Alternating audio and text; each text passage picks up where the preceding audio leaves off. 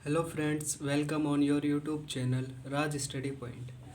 आज हम class 12th history chapter first पढ़ेंगे, जिसका नाम है ईंटें, मनके तथा अस्थियाँ, हड़प्पा सभ्यता। हड़प्पा सभ्यता क्या है? हड़प्पा सभ्यता का जो नाम है वो हड़प्पा नामक स्थान पर यह सभ्यता पहली बार खोजी गई थी, जिस कारण इस सभ्यता का नाम हड़प्पा सभ्यता पड़ा। हड़प्पाई मुहर संभवतः हड़प्पा अथवा सिंधु घाटी सभ्यता की सबसे विशिष्ट पुरावस्तु है। आप यहाँ देख सकते हैं, ये हड़प्पाई मुहर है। ये जो मुहर है हड़प्पा सभ्यता की सबसे विशिष्ट पुरावस्तुओं में गिनी जाती है। इस मुहर को सेलखड़ी नामक पत्थर से बनाया जाता था।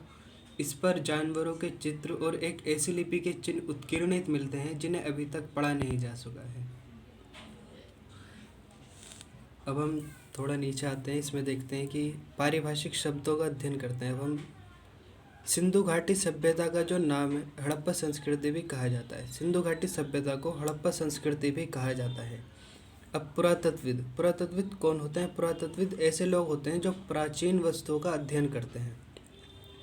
पुरातत्वविद जो होते हैं वो संस्कृति शब्द का प्रयोग पुरावस्तुओं के ऐसे समूह के लिए करते हैं जो एक विशिष्ट शैली के होते हैं और सामान्यतः एक साथ एक विशेष भौगोलिक क्षेत्र तथा कालखंड से संबंध पाए जाते हैं।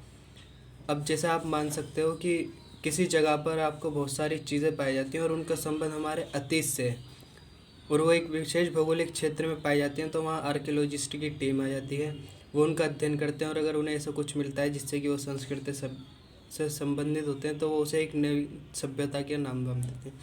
इसी कारण जब 1921 और 22 में हड़प्पा सभ्यता की खोज हुई तो उस टाइम भारतीय पुरातात्विक सर्वेक्षण विभाग के डायरेक्टर जनरल थे जॉन मार्शल।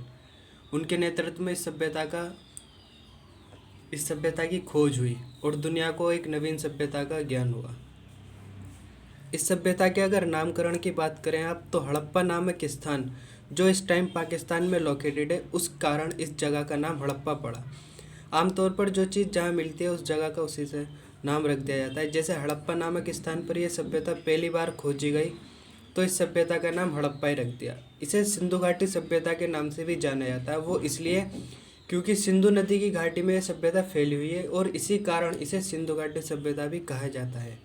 अब इसके हम काल की बात करें कि इसका टाइम पीरियड क्या था, तो वो था 2600 ईसा पूर्व से 1900 ईसा पूर्व के बीच इस सभ्यता का टाइम पीरियड है इस सभ्यता का।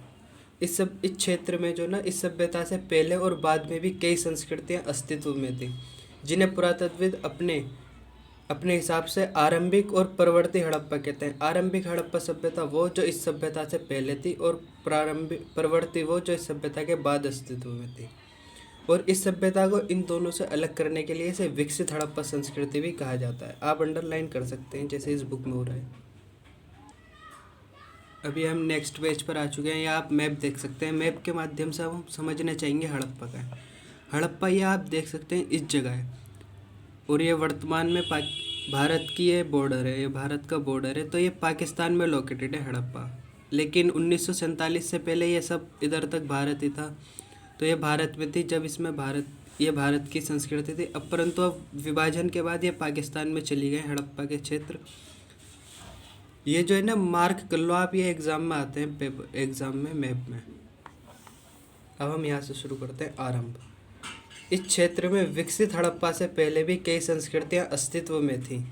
ये संस्कृतियाँ जो अस्तित्व में थीं, ये संस्कृतियाँ अपनी विशिष्ट मर्दभांड शैली से संबंधित थीं तथा इन संस्कृतियों के संदर्भ में हमें कृषि, पशुपालन तथा कुछ शिल्पकारी के साक्ष्य भी मिलते हैं।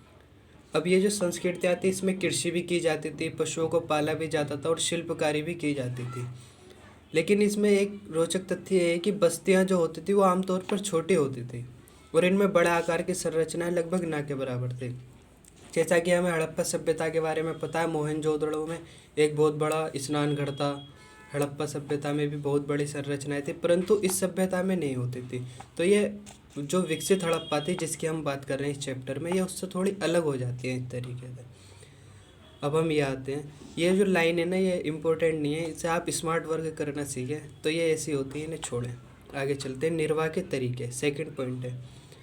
अब इसमें आप देख सकते हैं कि हमने ये पॉइंट वाइज मार्क कर रखा है, आप भी ऐसे ही कर सकते हैं अपनी सुविधा अनुसार।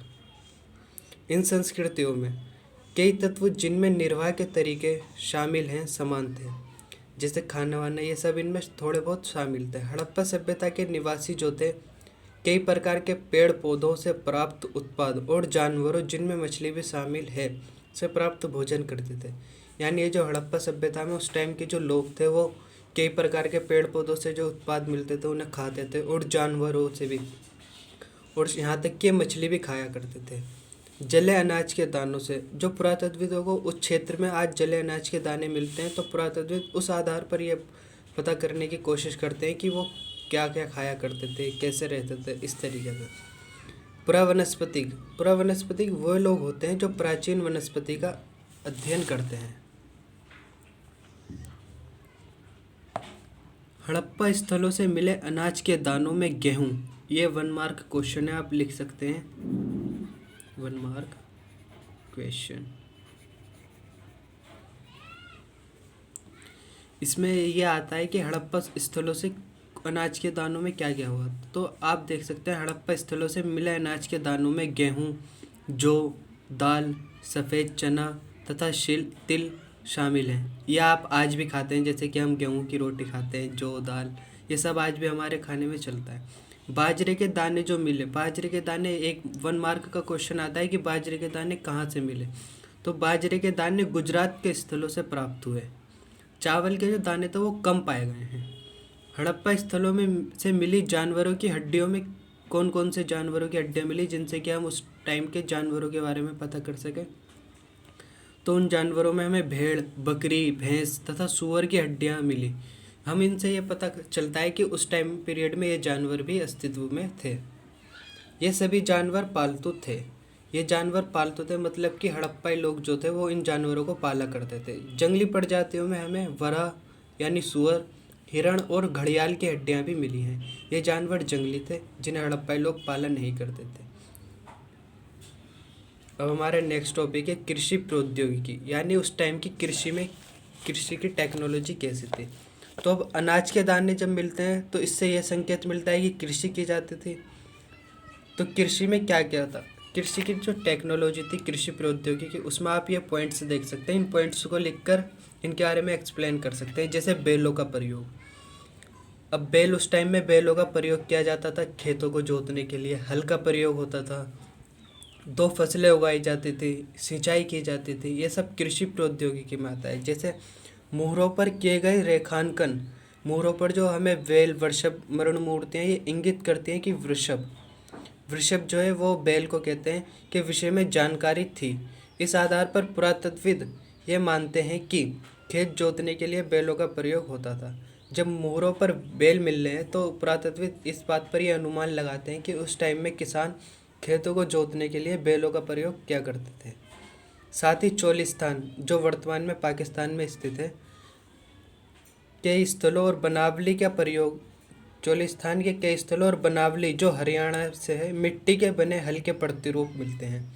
जब हल्का प्रतिरूप मिला तो इससे जाहिर सी बात है कि हल का प्रयोग खेत को जोतने के लिए किया जाता है, तो उस टाइम में भी इसका प्रयोग होता था। इसके अतिरिक्त पुरातत्वविदों को कालीबंगन, जो राजस्थान में है, नामक स्थान पर जुते हुए खेत के साक्ष्य मिलते हैं। कालीबंगन जो है वो वर्तमान में राजस्थान राज्य में स्थित है, जहाँ पुरातत्वविदों को जुते हुए खेत के साक्ष्य मिला था। इस खेत में क्या था, हल रेखाओं के 2 समूह एक दूसरे को समकोण पर काटते हुए विद्यमान थे, जो दर्शाते हैं कि 2 अलग अलग फसलें एक साथ उगाई जाती हैं। जैसा कि आज भी होता है, किसान अपने एक खेत में उसको 2 पार्ट में डिवाइड कर लेता है। एक जगह जैसे वो गेहूँ और दूसरी जगह कुछ और सब्जी वब्जी उगा सकता है। उस टाइम में भी किसान, हड़प्पाई किसान ऐसा ही क्या करते थे, जिससे कि हमें यह पता चलता है कि उस टाइम में कृषि में हड़प्पाई लोग कितना आगे तक पहुँच चुके थे। अब हम ये बात करते हैं कि जब कृषि की जा रही है तो उसके लिए पानी की भी आवश्यकता पड़ती है। तो हड़प्पाई लोग सिंचाई का इंतज़ाम कैसे क्या करते थे। तो अधिकांश हड़प्पा स्थल जो थे वो अर्धशुष्क क्षेत्रों में स्थित हैं। यानी कि ज़्यादातर हड़प्पा स्थल ऐसे थे जहाँ कभी पानी होता है कभी नहीं, ऐसी सिचुएशन आती थी, तो जहाँ संभवतः कृषि के लिए सिंचाई की आवश्यकता पड़ती ही होगी। यानी अब अगर कृषि करनी है तो उन्हें अपनी फसलों को पानी देना है, सिंचाई करनी है तो उसकी आवश्यकता उन्हें पड़ेगी। अफगानिस्तान में शोरतुगई जो हड़प्पा नामक स्थान है, ये अफगानिस्तान में है। यहाँ नहरों के कुछ अवशेष मिले हैं, जिनसे पता चलता है कि कृषि के लिए नहरें बनाई गई थी, नहरों से सिंचाई की जाती थी। ऐसा भी हो सकता है कि कुओं से प्राप्त पानी का प्रयोग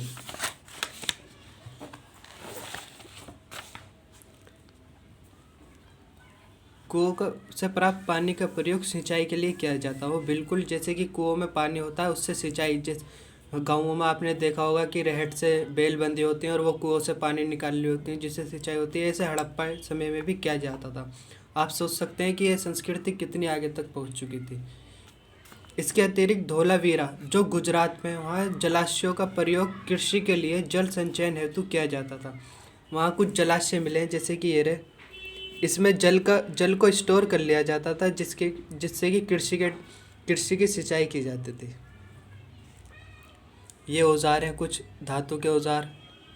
अब हम पुरावस्तुओं की पहचान कैसे की जाती है, ये भी इम्पोर्टेंट है। इसमें आप 1-2 नंबर के क्वेश्चन आते हैं सीधा, इसे आपको पढ़ना पड़ेगा।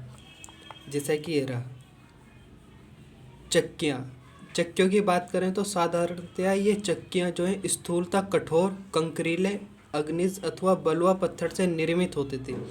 हड़प्पाई क्षेत्र में पुरातत्वविदों को चक्कियाँ भी मिली हैं। ये जो चक्कियाँ हैं कठोर पत्थर, कंकरीले, अग्निज अथवा बलुआ पत्थर से बनी हुई होती थी। इन पर आमतौर पर अत्यधिक प्रयोग के संकेत मिलते हैं, यानी जिनसे पता चलता है कि इन चक्कियों का ज़्यादातर प्रयोग किया गया था। इन चक्कियों के जो तल हैं वो सामान्यतः उत्तल हैं। निश्चित रूप से जब तल उत्तल है तो इन्हें ज़मीन में अथवा मिट्टी में जमा कर रखा जाता होगा, जिससे कि इन्हें हिलने से रोका जा सके। अगर इनका तल उत्तल है तो अगर आप इस पर आगे पीछे पत्थर चलाओगे तो ये हिलेंगे।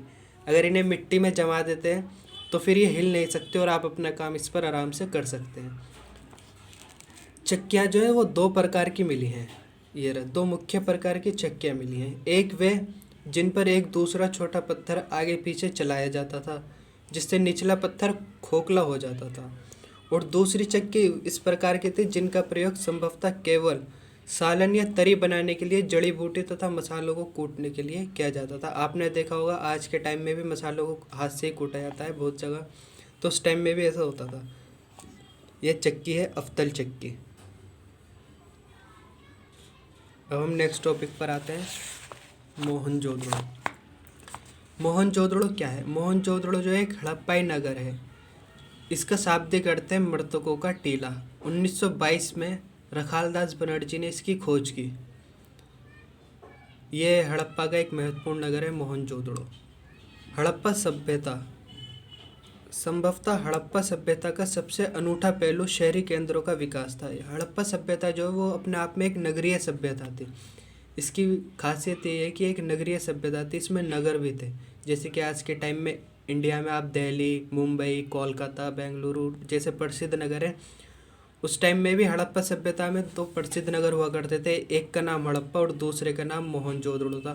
कुछ और भी नगर थे जैसे कालीबंगन ऐसे। तो मोहनजोदड़ो जो है वो सबसे प्रसिद्ध पुरा स्थल है। सबसे प्रसिद्ध पुरा स्थल अगर आपसे पूछा जाए, 1 नंबर 1 मार्क्स क्वेश्चन है ये, तो वो है मोहनजोदड़ो। अगर पूछा जाए सबसे पहले कौन सा स्थल खोजा गया, तो वो है हड़प्पा। इसमें बच्चे कंफ्यूज हो जाते हैं, लेकिन आपको कंफ्यूज नहीं होना। आपको यहाँ सही से याद करना है कि मोहनजोदड़ो जो है वो सबसे प्रसिद्ध पुरा स्थल है और हड़प्पा सबसे पहले खोजा गया स्थल। अब अगर बस्ती की बात करें, बस्ती जो है इसमें आमतौर पर 2 भागों में विभाजित है। जैसे कि आप इस मैप में देख सकते हैं, ये रहा, ये फर्स्ट है, ये सेकंड। बस्ती 2 भागों में विभाजित है, यानी एक छोटा लेकिन ऊंचाई पर बसा हुआ और दूसरा कहीं अधिक बड़ा लेकिन नीचे। जैसे ये रहा, इसमें ये छोटी बस्ती है ऊंचाई पर है और ये बड़ी बस्ती है नीचे। इसमें जो है इसे छोटी बस्ती को दुर्ग का नाम दिया गया है, दुर्ग, और छोटी बस्ती को निचला शहर कहा गया है। दुर्ग में क्या है? दुर्ग में अब आप आगे देखेंगे कि दुर्ग और निचला शहर का नाम दिया गया है। दुर्ग की ऊंचाई का कारण यह था कि यहाँ की जो संरचना है वो कच्ची ईंटों के चबूतरे पर बनाई गई थी। दुर्ग की आखिर इतनी ऊंचाई कैसे हुई? तो वो वहाँ की जो संरचनाएं थी वो कच्ची ईंटों के चबूतरे पर बनाई गई थी और दुर्ग के चारों ओर दीवार खड़ी की गई थी, जिससे कि कोई उसमें अंदर आया जाया न जा सके। उसे निचले शहर से अलग किया गया था।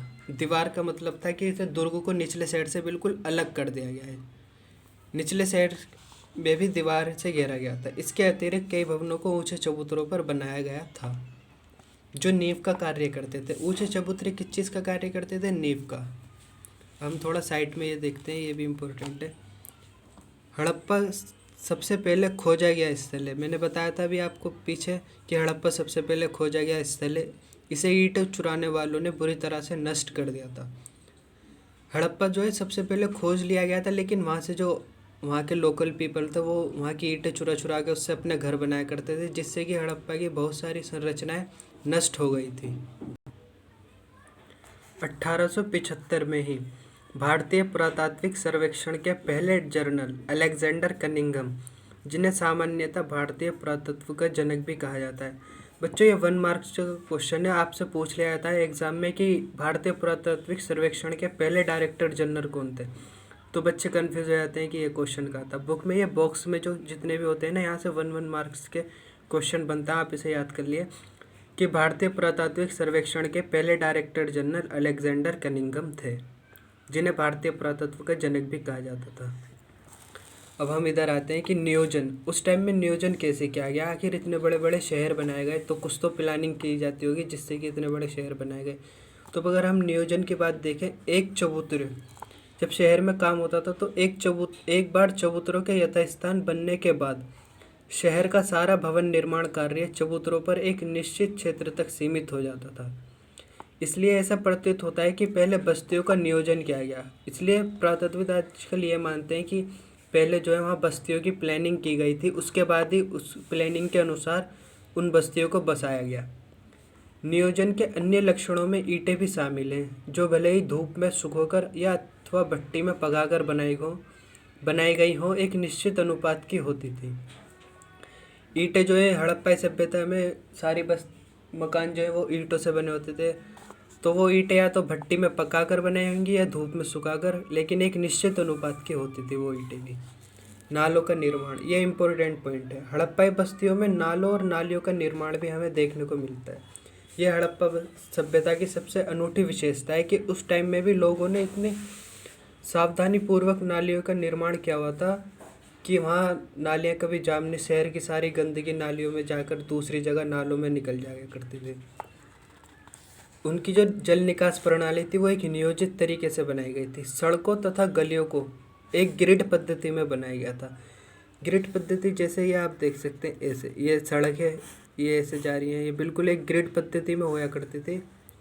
इसकी साइड में नालियाँ जा रही हैं, ये इससे एक सीधी गली बन जाती थी, जिससे कि अगर हवा चलती है सीधी गली में तो वो गलियाँ खुद ही साफ हो जाती थी। ऐसा प्रतीत होता है कि पहले नालियों के साथ साथ गलियों को बनाया गया था और फिर उनके अगल बगल आवासों का निर्माण किया गया। जैसे नालियाँ बनाई गई, फिर उनके साथ गलियों और फिर साइड में जगह छोड़ के उनके आवासों का निर्माण किया गया। गृह स्थापत्य हमारा नेक्स्ट पॉइंट है, गृह स्थापत्य टॉपिक। इसमें मोहनजोदड़ो का निचला शहर आवासीय भवनों के उदाहरण प्रस्तुत करता है। निचला शहर जो है उसमें आवासीय भवन थे जिसमें लोकल पीपल रहा करते थे। इनमें से कई एक आंगन पर केंद्रित थे। ये जो मकान थे उनमें एक आंगन हुआ करता था जिसके चारों ओर कमरे बने होते थे। आंगन का जो प्रयोग है उस टाइम में खाना पकाने, कताई करने जैसी गतिविधियों के केंद्र हुआ करता था, खासतौर से गर्म और शुष्क मौसम में।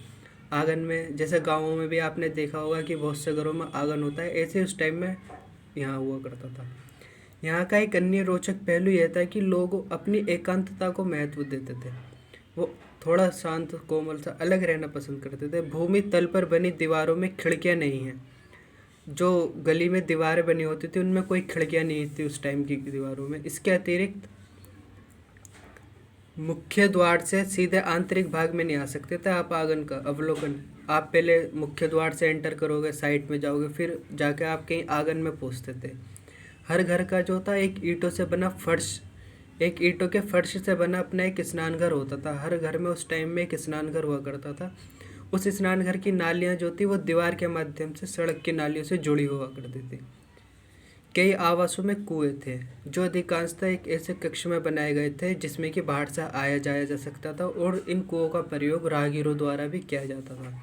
जैसे कि उस शहर में कोई नया आया है, उसे पानी पीना है, तो वो इस रूम में आकर कुएं में से पानी ले सकता था। विद्वानों का ऐसा अनुमान है कि मोहनजोदड़ो में कुओं की कुल संख्या 700 है। ये 1 मार्क्स का क्वेश्चन, आप अंडरलाइन कर लिए।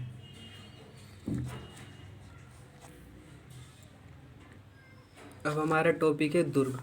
जैसा कि हमने पढ़ा था कि शहर बस्ती जो है 2 भागों में विभाजित थी, एक दुर्ग और निचला शहर। निचला शहर हमने पीछे कवर कर लिया है, अब हमारा दुर्ग है। ये आप दुर्ग देख सकते हैं।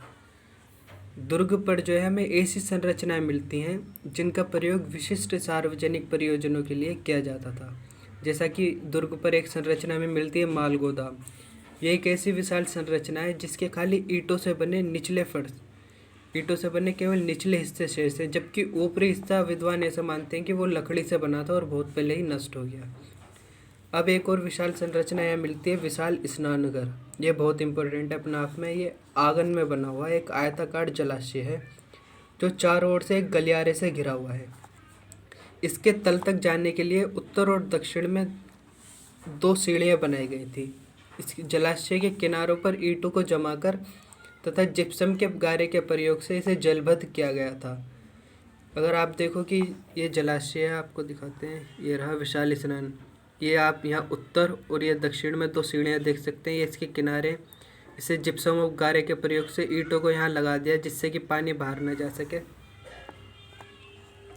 इसके 3 और कक्ष बने हुए थे जिनमें एक बड़ा कुआं था।